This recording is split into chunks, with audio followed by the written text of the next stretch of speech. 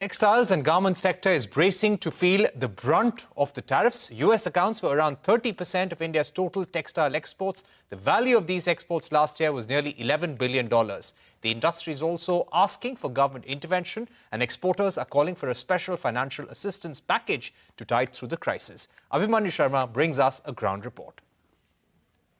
2.3% of India's GDP, 13% of its industrial production, 12% of its exports. The textile and apparel industry employs nearly 4.5 crore Indians across the country and is the second largest employment generator after agriculture.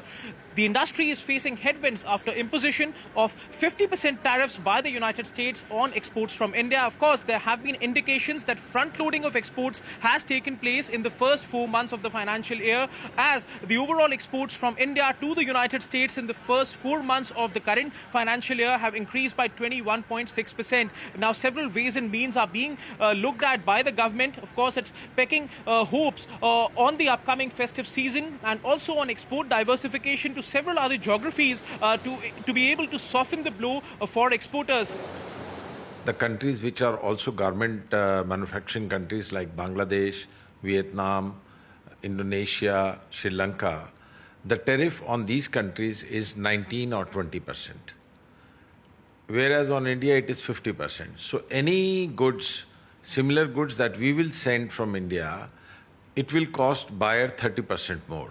30% more or less is shipped to USA.